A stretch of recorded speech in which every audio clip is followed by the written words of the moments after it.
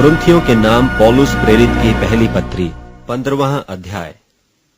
हे भाइयों, मैं तुम्हें वही सुसमाचार बताता हूँ जो पहले सुना चुका हूँ, जिसे तुमने अंगीकार भी किया था और जिसमें तुम स्थिर भी हो। उसी के द्वारा तुम्हारा उद्धार भी होता है, यदि उस सुसमाचार को जो मैंने तुम्हें सुनाया था स्मरण रखते हो। नहीं तो तुम्हारा विश्वास करना व्यर्थ हुआ।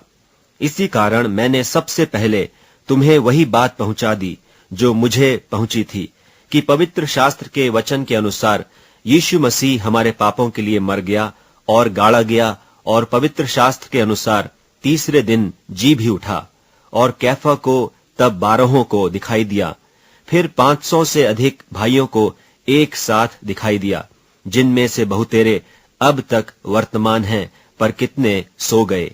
फिर याकूब को दिखाई दिया, तब सब प्रेरितों को दिखाई दिया, और सबके बाद मुझको भी दिखाई दिया, जो मानो अधूरे दिनों का जन्मा हूं, क्योंकि मैं प्रेरितों में सबसे छोटा हूं, वरन प्रेरित कहलाने के योग्य भी नहीं, क्योंकि मैंने परमेश्वर की कलीसिया को सताया था।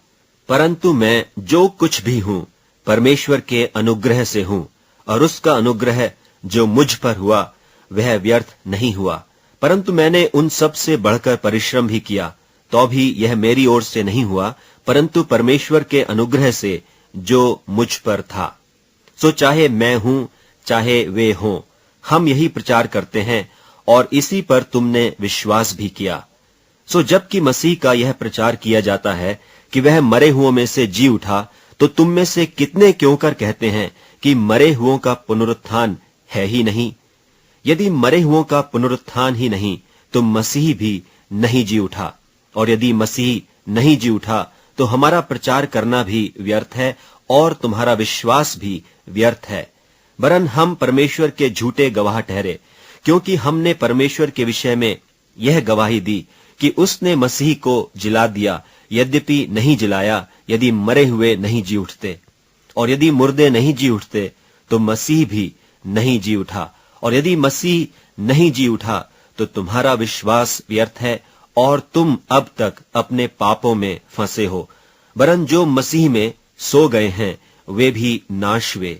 यदि हम केवल इसी जीवन में मसीह से आशा रखते हैं, तो हम सब मनुष्यों से अधिक अभागे हैं। परंतु सचमुच मसीह मुर्दों में से जी उठा है, और जो सो गए हैं उनमें पहला फल हुआ।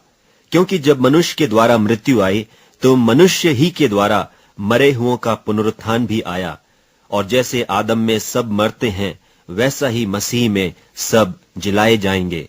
परंतु हर एक अपनी अपनी बारी से, पहला फल मसीह, फिर मसीह के आने पर उसके लोग। इसके बाद अंत होगा। उस समय वह सारी प्रधानता और सारा अधिकार और सामर्थ का अंत करके राज्य को परमेश्वर पिता के हाथ में सौंप देगा। क्योंकि जब तक कि वह अपने बैरियों को अपने पांवों तले न ले आए, तब तक उसका राज्य करना अवश्य है। सबसे अंतिम बैरी जो नाश किया जाएगा वह मृत्यु है, क्योंकि परमेश्वर ने सब कुछ उसके पांवों तले कर दिया है। परंतु जब वह कहता है कि सब कुछ उसके अधीन कर दिया गया है, तो प्रत्यक्ष है कि जिसने सब कुछ उसके अधीन कर दिया वह आप अलग रहा।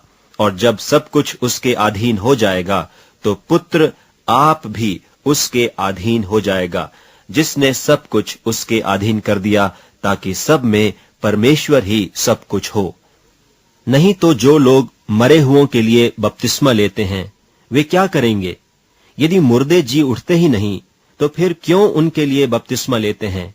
और हम भी क्यों हर घड़ी जोखिम में पड़े रहते हैं? हे भाइयों, मुझे उस घमंड की सोह जो हमारे मसीह यीशु में मैं तुम्हारे विषय में करता हूं, कि मैं प्रतिदिन मरता हूं। यदि मैं मनुष्य की रीति पर इफिसुस में वन पशुओं से लड़ा, तो मुझे क्या लाभ हुआ? यदि मुर्दे जिलाए नहीं जाएंगे, तो आओ खाए पिएं, क्योंकि कल तो मर ही जाएंगे। धोखा न खाना। बुरी संगति अच्छे चरित्र को बिगाड़ देती है। धर्म के लिए जाग उठो और पाप न करो, क्योंकि कितने ऐसे हैं जो परमेश्वर को नहीं जानते। मैं तुम्हें लज्जित करने के लिए यह कहता हूं। अब कोई यह कहेगा कि मुर्दे किस रीति से जी उठते हैं और कैसी देह के साथ आते हैं। हे निर्बुद्धि, जो कुछ तू बोता है जब तक वह न मरे जिलाया नहीं जाता। और जो तू बोता है यह वह देह नहीं जो उत्पन्न होने वाली है, परंतु निरा दाना है, चाहे गेहूं का चाहे किसी और अनाज का। परंतु परमेश्वर अपनी इच्छा के अनुसार उसको देह देता है, और हर एक बीज को उसकी विशेष देह। सब शरीर एक सरीखे नहीं, परंतु मनुष्यों का शरीर और है, पशुओं का शरीर और है, पक्षियों का शरीर और है, मछलियों का शरीर और है। स्वर्गीय देह हैं और पार्थिव देह भी हैं, परंतु स्वर्गीय देहों का तेज और है और पार्थिव का और। सूर्य का तेज और है, चांद का तेज और है, और तारागणों का तेज और है, क्योंकि एक तारे से दूसरे तारे के तेज में अंतर है। मुर्दों का जी उठना भी ऐसा ही है। शरीर नाशमान दशा में बोया जाता है और अविनाशी रूप में जी उठता है। वह अनादर के साथ बोया जाता है और तेज के साथ जी उठता है। निर्बलता के साथ बोया जाता है और सामर्थ्य के साथ जी उठता है। स्वाभाविक देह बोई जाती है और आत्मिक देह जी उठती है। जबकि स्वाभाविक देह है तो आत्मिक देह भी है।